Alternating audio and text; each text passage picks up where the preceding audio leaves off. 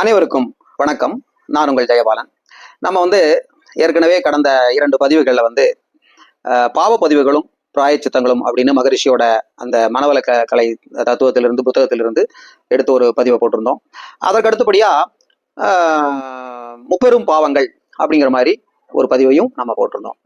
இப்போ இந்த பதிவை பார்த்த நிறைய நம்மளுடைய நண்பர்கள் நம்ம கிட்ட கேட்குற கேள்வி என்ன அப்படின்னா, இப்போ எனக்கு நோயெல்லாம் பிரச்சனை இல்லைங்க, ஆனா எனக்கு நிறைய குடும்பத்துல நிறைய பிரச்சனைகள் இருக்கு, ஒரு சீரான உறவு குடும்பத்துல இல்ல, எந்நேரம் சச்சரவாவே இருக்கு, ஆளுக்கு ஆளு பயங்கரமா சண்டை போட்டுக்கிறோம் வீட்டுல அப்படிங்கிற மாதிரி ஒரு ஒரு நண்பர் ஒருத்தர் என்கிட்ட கேட்டார். அப்போ நான் சொன்னேன், நீங்க எப்போ பிரச்சனை இருக்கு அப்படின்னு நீங்க ஐடென்டிஃபை பண்ணிட்டீங்களோ அப்பவே உங்க பிரச்சனை பாதி சால்வ் ஆயிடுச்சு அப்படின்னு சொன்னோன்னே அவருக்கு ஒரு பெரிய ஒரு தன்னம்பிக்கை ஊட்டின மாதிரி ஆயிடுச்சு, ஒரு மோட்டிவேஷன் ஆயிடுச்சு. அப்போ நான் அவர்கிட்ட கேட்டேன், சரி இப்போ உங்களுக்கு இந்த பிரச்சனைகளுக்கு என்ன காரணம் அப்படின்னா, இல்ல என் சம்சாரம் எங்கிட்ட கத்துக்குதுன்னு கத்துறா அப்படின்னு. சரின்னு சொல்லி போட்டு என்ன பண்ணா, சரி அவங்க மனைவி கிட்ட இவர் இல்லாத நேரத்துல அவங்க மனைவி கிட்ட என்னமா பிரச்சனை, ஏமா அவங்க வீட்டுக்காரர்கிட்ட கத்துறீங்க அப்படின்னா, அந்தம்மா என்ன சொல்றாங்க, நான் எங்கெங்க கத்துறேன், அந்த மனுஷன் எந்நேரம் வீட்டுக்கு வந்தா கத்துன்னு கத்துறாருங்க, ஒரே சண்டைங்க அப்படின்னு சொல்றாங்க. அவன் திரும்ப மறுபடியும் அவர்கிட்ட கேட்டேன், என்னங்க ஏன் இந்த மாதிரி அவங்க இப்படி சொல்றாங்க, நீங்க இப்படி சொல்றீங்க அப்படின்னு. சரி 2 பேர்கிட்டையும் கேட்கும்போது என்ன பிரச்சனை அப்படின்னா, அவங்க ஏராளமான கடன் வாங்கி வச்சிருக்கிறாங்க. புதன்கிழமை வாரம் புதன்கிழமை ஒரு குழுல கடன் வாங்கி, சுயதொழில் குழுல கடன் வாங்கியிருக்காங்க. வெள்ளிக்கிழமை ஒரு 2000 ரூபாய் கட்டுறாங்க. அதற்கு அடுத்தபடியா திங்கக்கிழமை ஒரு 3000 ரூபாய் கட்டுறாங்க.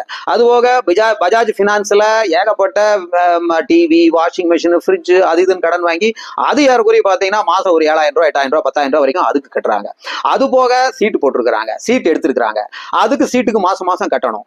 அது போக மந்த்லி இஎம்ஐல இதே மாதிரி இந்த ஐடிஎஃப்சி அந்த மாதிரி பேங்குகள்ல கடன் வாங்கியிருக்கிறாங்க. இப்படி பாத்தீங்கன்னா அவங்களுடைய குடும்ப வருமானம் அவருக்கு ஒரு 800 ரூபா வருமானம் வருது, அவங்க வீட்டுல அவங்களுக்கு ஒரு 10,000 ரூபாய் மாசம் வருமானம் வருது.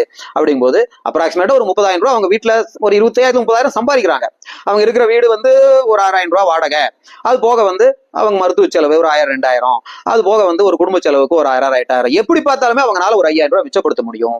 ஆனா அவங்க வரவுக்கு மிஞ்சிய கடனை வாங்கி அந்த கடனின் காரணமாக அந்த கடனை கட்ட முடியாத சூழல்ல அந்த கடனை கட்டுறதுக்காக அவங்க தொடர்ந்து ஒரு மெஷினை விட வேகமா இயந்திர கதியில ஏதோ ஒரு சம்பாத்தியத்துக்காக ஓடிக்கிட்டே இருக்கிறாங்க. ஸோ அவங்க வாழ்க்கையில ஒரு நின்று நிதானமா ஒரு மூச்சிழுத்து விடுற கூட அவங்களுக்கு நேரம் கிடையாது. அப்ப அப்படிப்பட்ட ஒரு சூழல்ல அந்த கடன் சுமை அவங்களை அமுத்தும் போது என்ன ஆகுதுன்னா, அவங்க குடும்பத்துல சச்சரவு, இந்த குடும்பத்துல சச்சரவு ஏற்படும் போது மனைவி பக்க உறவு, கணவன் பக்க உறவு, இவங்க நட்பு அவங்க நட்புன்னு அந்த நட்புகளுக்குள்ளேயும் உறவுகளுக்குள்ளேயும் ஏராளமான பிரச்சனைகள் ஏற்பட்டு எல்லாத்துக்கிட்டையுமே அவங்களுக்கு கெட்ட பேரு. அப்போ இதுக்கு என்ன தீர்வு அப்படின்னு சொல்லி அவர் என்கிட்ட கேட்டப்ப நான் எடுத்தோன்னு சொன்னது பதில தான் சொன்னேன், நீங்க எப்போ உங்க பிரச்சனை நீங்க தீர்க்கணும்னு முன் வர்றீங்களோ அப்பவே இந்த பிரச்சனை பாதி சால்வ் ஆச்சு அப்படிங்கும்போது, அப்ப நான் அவர்கிட்ட கேட்டேன், சரி உங்க கடன் எல்லாம் சொல்லுங்க அப்படின்னா, கடன்கள் எல்லாம் பட்டியலிடுங்க அப்படின்னா. அப்போ அவர் அது வாய்மொழியில அவ்வளவு கட்டணங்க இவ்வளவு கட்டண சொன்னா இதெல்லாம் சரிப்பட்டு வராது. ஃபர்ஸ்ட் நீங்க ஒரு பேப்பர் எடுங்க, ஒரு நோட் புக் எடுங்க, அந்த நோட் புக்ல நீங்க உங்க கடன்களை பூரா நீங்க எழுதுங்க. அதற்கு அடுத்தபடியா வலது பக்கத்துல அதே இதுல உங்களுடைய வருமானம் என்ன அப்படிங்கிறத நீங்க எழுதுங்க. அதற்கு அடுத்தபடியா நீங்க இந்த கடனுக்கும் இந்த வருமானத்துக்கும் எவ்வளவு துண்டு விழுகுது, பட்ஜெட்ல எவ்வளவு பற்றாக்குறையா வருது. அப்ப இந்த பற்றாக்குறையா வர்றதுல எந்த கடன் உங்களுக்கு சீக்கிரம் தீரப்போகுது, இன்னும் 2 மாசமா 3 மாசமா இந்த கடன் இருக்கு, அப்போ அந்த கடனை தீர்க்கிறதுக்கு இந்த பற்றாக்குறையிலிருந்து இன்னும் அடுத்த 3 மாசத்துல உங்களுக்கு இந்த கடன் எவ்வளவு குறையும், அதுல இந்த 3 மாசத்துல நீங்க இந்த வருமானத்தை அதிகப்படுத்துறதுக்கு வேற ஏதாவது வழிமுறைகள் இருக்கா அப்படிங்கிற மாதிரி அவங்க கூட டிஸ்கஸ் பண்ணும் போதுதான் அவங்களுக்கு உண்மையான கிராவிட்டி, அந்த பிரச்சனை என்னங்கிறது அதனுடைய தீவிரத்தன்மையை அவங்களுக்கு புரியுது. இங்க நிறைய வீடுகள்ல இன்னைக்கு தான் பிரச்சனைங்க. அவங்க வீடுகள்ல சண்டை சச்சரவு பிரச்சனைகளுக்கு காரணமே இந்த கடன் சுமை. உங்களுக்கு பாத்தீங்க அப்படின்னா, நடுத்தர வர்க்கத்துக்கு கீழே கொஞ்சம் வறுமை கோட்டுக்கு மேல இருக்கிற குடும்பங்கள் தான் இன்னைக்கு ஏறக்குறைய நம்ம சமூகத்துல ஒரு 80% அவங்க தான் இருக்காங்க. அப்ப இந்த 80% அவங்க எல்லாருமே ஒரு குடும்பங்கிற சின்ன சின்ன யூனிட், ஒரு சின்ன ஒரு கட்டமைப்பு இந்த சமூகத்துல இருக்காங்க. இந்த சமூகத்துல இந்த சின்ன கட்டமைப்புகள் சேர்ந்ததுதான் இந்த சமூகம்.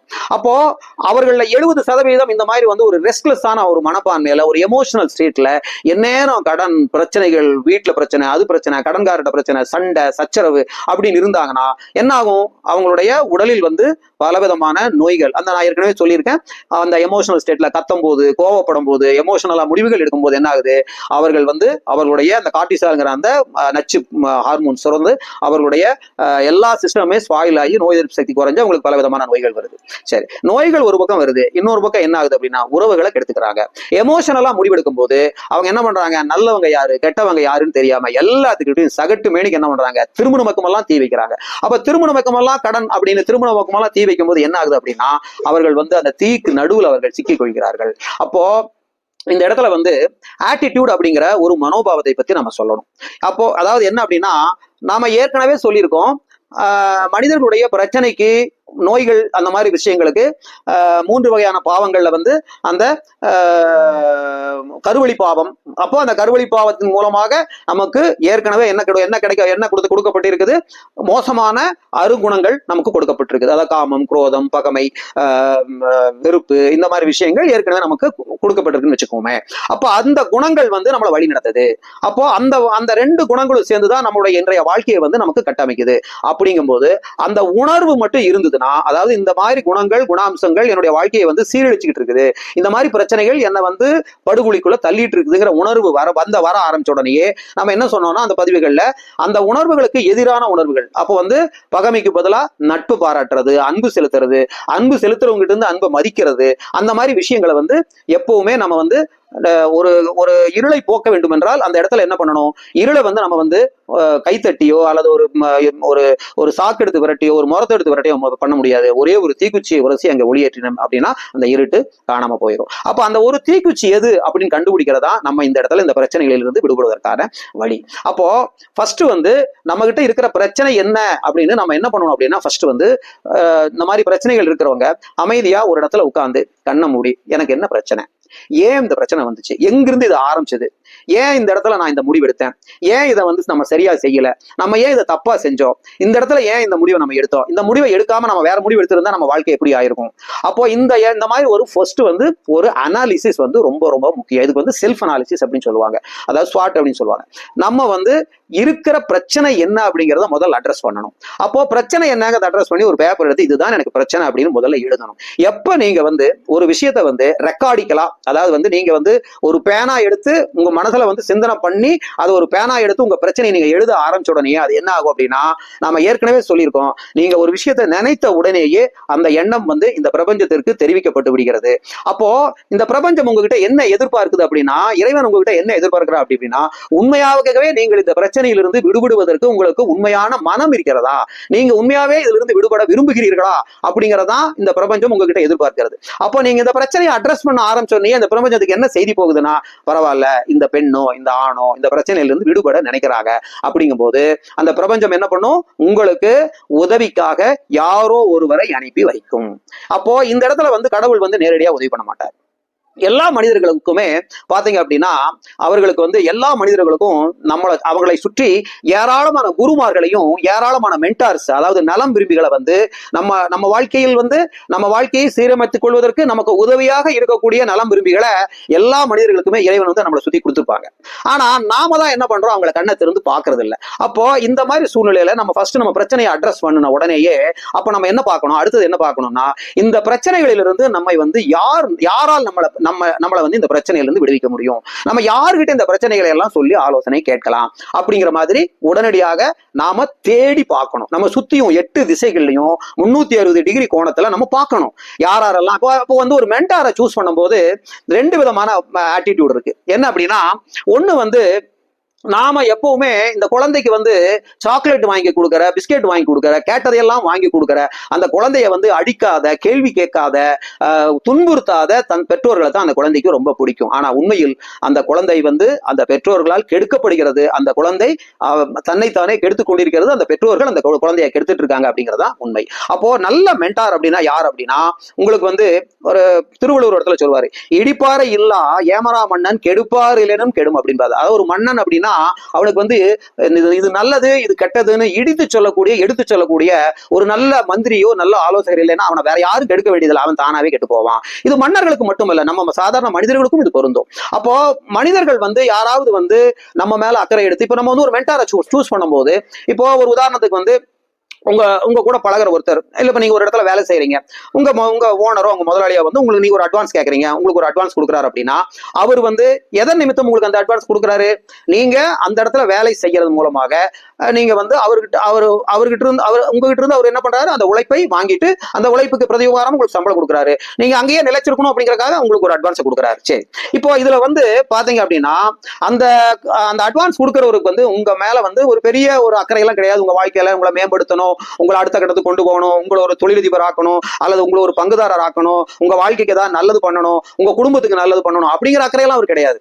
அவருக்கு என்ன, உங்களுடைய உழைப்பை இன்னும் சொல்ல போனா, எப்ப நீங்க ஒருத்தர்கிட்ட கை நீட்டி அட்வான்ஸ் வாங்கிட்டீங்களோ அப்ப வந்து அவர் உங்ககிட்ட வந்து ஒரு பெண்ணாக இருந்தால் பாலியல் ரீதியாக சில துன்புறுத்தல்களை எதிர்கொள்ள நேரிடும், அல்லது அந்த இடத்துல உழைப்பு சுரண்டல் நடக்கும். அப்ப என்ன பண்ணுவாங்க, ஒரு மணி நேரம் எக்ஸ்ட்ரா வேலை செய்ய சொல்லுவாங்க, கடினமான வேலைகளை கொடுப்பாங்க, அல்லது வேலைக்கு ஏற்ற சம்பளம் கொடுக்காம உங்களுக்கு வந்து என்ன பண்ணுவாங்கன்னா அவங்க வந்து உங்க உழைப்பை சுரண்டுவார்கள். அந்த இடத்துல நீங்க என்ன ஆயிடுறீங்க, அவங்களுக்கு அடிமைகளாக மாறிவிடுகிறீர்கள். ஆனா இன்னொருத்தர் வந்து இருக்கிறாரு, இன்னொருத்தர் வந்து உங்களுக்கு ஒரு நண்பரோ ஒரு உறவினரோ ஒருத்தர் இருக்காருன்னு வச்சுக்கோங்க. அவர் உங்களுக்கு பணம் கேட்கறீங்க, நீங்க ஒரு உதவி பண்றாரு, அல்லது நீங்க அவர்கிட்ட ஒரு உதவி கேட்கறீங்க, உங்களுக்கு உதவி பண்றாரு. அப்போ அவர் என்ன கேட்கிறாரு அப்படின்னா, உங்ககிட்ட உனக்கு என்னப்பா பிரச்சனை, உனக்கு எவ்வளவு வருமானம், உனக்கு இவ்வளவு வருமானம் வருது, நீ உனக்கு என்ன செலவு, நீ சொல்லு, உட்காரு, உன்னோட கணக்கு கொடு அப்படின்னு ஒருத்தர் கேட்கிறாருன்னா அவர் உங்களுக்கு பிடிக்காது.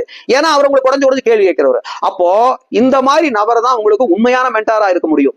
உங்களுக்கு உண்மையான பிரச்சனையை தீர்க்கக்கூடிய ஒரு மென்டார் உங்களுக்கு என்ன சொல்லுவாரு, உன்னோட வருமானம் இவ்வளவு, உனக்கு இவ்வளவு பிரச்சனை இருக்கு, உனக்கு இவ்வளவு தொண்டு பற்றாக்குறை இருக்கு, அப்ப இந்த பற்றாக்குறையை சரி பண்றதுக்கு என்ன பண்ணலாம், ஏதாவது ஒரு அடிஷனலா ஒரு தொழில் செய்யலாமா, சரி நீங்க வேலைக்கு போயிட்டு வந்த நேரம் போக வீட்டுல வந்து ஏதாவது நீங்க உங்களால தொழில் செய்ய முடியுமா, உங்களுக்கு நான் ஏதாவது ஹெல்ப் பண்ண முடியுமா, நான் யோசனை பண்றேன். இப்போ அவங்களுக்கு அந்த அந்த துன்பங்கள் அவங்களுக்கு ஓரளவுக்கு அவங்க துன்பங்களை போக்குறதுக்கு நம்ம அவங்களுக்கு உதவி பண்ணி நம்ம பண்ணுவோம். அப்ப இதே மாதிரி வந்து நான் வந்து நிறைய இடங்கள்ல நம்ம நண்பர்கள் அப்படின்னு எல்லாம் போகும்போது அவங்க கிட்ட வந்து இந்த மாதிரி கருத்துக்களை எல்லாம் சொல்லி அவங்கள வந்து யாருக்காவது நீங்க உதவி பண்ணுங்க அப்படின்னு அவங்க உதவி பண்றதுக்கு உண்டான சூழ்நிலைகளையும் அவங்களுக்கு அமைச்சு கொடுத்து அவங்கள நம்ம இது பண்ணுவோம். அப்ப இந்த மாதிரி பாத்தீங்க அப்படின்னா அதுல வந்து நிறைய பேர்த்துக்கு நம்ம கிட்ட வர்றவங்க, எங்கிட்ட வர்றவங்களுக்கு நான் என்ன சொல்லுவேன் அப்படின்னா, சரி உங்களுக்கு என்ன பிரச்சனை, இந்த பிரச்சனை அப்படின்னா, சரி இந்த பிரச்சனையை வந்து இப்படி தீர்க்க முடியும், அதுக்கு நீங்க இந்த மாதிரி பண்ணுங்க, சரி இந்த மாதிரி ஒரு அடிஷனலா இது பண்ணுங்க, நான் உங்களுக்கு ஹெல்ப் பண்றேன் அப்படின்ட்டு அவங்களுக்கு ஏதாவது ஒரு உப தொழில் பண்றதுக்கு ஏற்பாடு பண்ணி கொடுக்கறது, அவங்களுக்கு ஏதோ ஒரு விதத்துல வந்து அவங்க பிரச்சனையிலிருந்து விடுபடுறதுக்கு உண்டான வழிகளை ஏற்படுத்தி கொடுக்கறது, குடும்ப பிரச்சனையா இருந்தா அவங்க குடும்பத்துல உட்கார்ந்து பேசி அவங்க மனைவி கிட்ட நீங்க இதெல்லாம் மாத்துங்க, கணவர்கிட்ட நீங்க இதெல்லாம் மாத்துங்க, பசங்க கிட்ட இதெல்லாம் மாத்துங்க, அப்பா கிட்ட நீங்க இதெல்லாம் இப்படி பசங்க நடந்துக்குங்க அப்படின்னு நம்ம அவங்களுக்கு பல அறிவுரைகளை சொல்லி அந்த குடும்பத்தை சீரமைப்பதற்கு உண்டான முயற்சிகளை நம்ம தொடர்ந்து எடுத்துட்டு இருக்கோம். அப்போ நீங்க வந்து ஒரு மென்டாரை தேடும் போது உங்களுடைய குறைகளை எடுத்து சொல்லக்கூடிய, உங்களை வந்து நியாயமாக வழிநடத்தக்கூடிய, எல்லாத்துக்கும் மேல எதிர்கால திட்டத்தை உங்களுக்கு கொடுக்கக்கூடிய, இன்னைக்கு இந்த பிரச்சனை தீர்க்கிறது இல்ல, இன்னும் அடுத்த மாசம், அடுத்த வருஷம் ஜூன் மாசம் என்ன பண்ணணும், அடுத்த டிசம்பர் மாசம் என்ன பண்ணணும், அடுத்த ஜனவரியில நம்ம என்னவா இருக்கணும், அதுல உங்க பங்கு என்ன, நாம நீங்க இதை பண்ணுங்க, நான் உங்களுக்கு இதை பண்ணி தர்றேன், நாளைக்கு இப்படி பண்ணிக்கலாம், உங்க வாழ்க்கை இப்படி டெவலப் ஆகலாம், உங்க கூட சேர்ந்து என்னுடைய வாழ்க்கையை டெவலப் பண்ணிக்கலாம், நீங்க என்னோட தொழிலுக்கு இப்படி ஹெல்ப் பண்ணுங்க, நான் உங்களுக்கு இந்த மாதிரி ஹெல்ப் பண்றேன், அல்லது நீங்க இந்த மாதிரி பண்ணி உங்களுடைய வாழ்க்கையை நீங்க டெவலப் பண்ணிக்கங்க, அப்படி நீங்க நல்லா இருந்தாலே எனக்கு சந்தோஷம். இப்படி எந்த விதமான கைமாறும் பிரதிபலனும் எதிர்பார்க்காமல் உங்களுக்கு உதவக்கூடிய, இப்போ ஒருத்தர் வந்து நீங்க உங்களுக்கு நீங்க வந்து ஒருத்தரை பார்க்க போறீங்க, உங்களை பார்த்தோன்னா அவர் என்ன பார்த்தோன்னா கேட்கிறாரு, என்னங்க ஒரு மாதிரியா இருக்கீங்க, ஏன் உங்களுக்கு என்ன பிரச்சனை, இந்த உடம்பு கிடம்பு சரியில்லையா அப்படின்னு உங்ககிட்ட ஒருத்தர் கேட்கிறாருன்னா அவர் உண்மையாவே உங்களுக்கு உங்க மேல அக்கறை எடுத்துக்கொள்பவராகத்தான் இருக்கணும். நான் வந்து பலரை வந்து என்ன பண்ணிருக்கேன்னா, அவங்களுக்கு உடம்பு சரியில்லைன்னா ஏங்க என்ன பிரச்சனை, வாங்க நம்ம சுரேஷ் டாக்டர் ஹோமியோபதி டாக்டர் இருக்கிறாரு, வாங்க அவர்கிட்ட போலான்னு நிறைய பேர்த்த நான் வந்து என்னுடைய ஷெட்யூல்ல அந்த ஷெட்யூலும் சேர்த்திட்டு அவங்கள கூட்டிட்டு போய் கையோட அவங்களுக்கு டாக்டர் கிட்ட போய் அறிமுகப்படுத்திட்டு வெளியே வந்து வெயிட் பண்ணி திரும்ப அவங்க அங்கிருந்து பஸ் ஏற்றி விடுறதோ அல்லது வீட்டுக்கு ஒரு இடத்துல கொண்டு வந்து விட்டுட்டு என் வேலையை பாக்குறது, இப்படி நம்ம பல பேருக்கு நம்ம பண்ணிருக்கிறோம். இப்போ இது என்ன காரணம் அப்படின்னா, நம்மை சுற்றி உள்ள உறவுகள், நம்மை சுற்றி உள்ள நட்புகள் நலமாக இருந்தால், இப்போ நம்ம சினிமாவுக்கு போறேன் அப்படின்னா நான் தனியா போக மாட்டேன், யாரோ ஒரு நம்பர் கூட வாங்க அந்த சினிமா போகலாம், அதனால அவர் நம்மளை கூப்பிடுவார், அந்த மாதிரி போவோம். அதில் ஒரு சாப்பிடணும் அப்படின்னா ஒரு சாப்பாடை வாங்கிட்டு வந்தோம், ஒரு சாப்பாடு வாங்குறோம்னா கடையில் இருக்கிறவங்க கூட நம்ம பகிர்ந்து சாப்பிடுறது, நண்பர்களோட பகிர்ந்து சாப்பிடுறது, அல்லது நண்பர்கள் யாராவது ஆனா அன்னைக்கு நீங்க ஒரு கடைக்கு கூட்டிட்டு போனீங்களே ரொம்ப நல்லா இருந்தது, வாங்க அந்த கடைக்கு போகலாம் அப்படின்னா அவருக்கு அந்த கடைக்கு கூட்டிட்டு போய் அவருக்கு அந்த உணவு வாங்கி கொடுத்து அவர் சாப்பிடுறதுல கிடைக்கிற சந்தோஷம். இந்த மாதிரி ஒரு மென்டார் வந்து நீங்க ஒவ்வொருவருமே உங்களுடைய வாழ்க்கையில் நீங்க தேட வேண்டும். அப்ப அந்த மாதிரி மென்டார் கிட்ட நீங்க வந்து உண்மையா இருக்கணும், அவங்க கிட்ட உங்க கஷ்டங்களை எல்லாம் சொல்லணும், அந்த கஷ்டங்களை எல்லாம் நீங்க சொல்லி அவர்கள் சொல்லக்கூடிய தீர்வுகளை எல்லாம் நீங்க வந்து ஸ்ட்ரிக்டா ஒரு உங்க வாழ்க்கையில கரெக்டா கடைபிடிச்சீங்க அப்படின்னா இறைவன் வந்து உங்களுக்கு நேரடியாக உதவி செய்ய முடியாது, யாராவது மனிதர்கள் மூலமாகத்தான் இந்த உதவியை செய்ய வேண்டும். அப்போ நம்மை சுற்றியுள்ள பிரச்சனைகளில் இருந்தும் கடன்களில் இருந்தும் மீள்வதற்கு நாம கடவுளை நாடுகின்ற நேரத்தில் நல்ல பழக்க வழக்கங்களை வளர்த்து கொண்டு நம்முடைய குணங்களை சீரமைத்துக் கொண்டு பாவங்களுக்கு பிராயச்சித்தம் செய்து கொண்டு நல்லாரோடு இணங்கி இருத்தல் நல்லாரோடு சேர்தல் நன்றி அப்படிங்கிற அந்த நம்முடைய முன்னோர் வாக்குக்கு இணங்க நல்லவர்களை தேடி கண்டுபிடித்து அவர்களை நீங்க ஒரு மென்டாரா ஏத்துக்கிட்டு அவங்க கிட்ட உங்க பிரச்சனையை சொல்லி அவங்க கிட்ட இருந்து வர்ற தீர்வுகளை நீங்கள் ஏற்றுக்கொண்டு செயல்படுத்தினீர்கள் என்றால் நிச்சயமாக இந்த பிரச்சனையிலிருந்து நீங்கள் விடுபட முடியும் அப்படிங்கிற அந்த கருத்தை பதிவு செய்து அனைவரும் வளமுடனும் நலமுடனும் இன்புற்று வாழ வேண்டும் என்று வாழ்த்தி விடைபெறுகிறேன். நன்றி, வணக்கம்.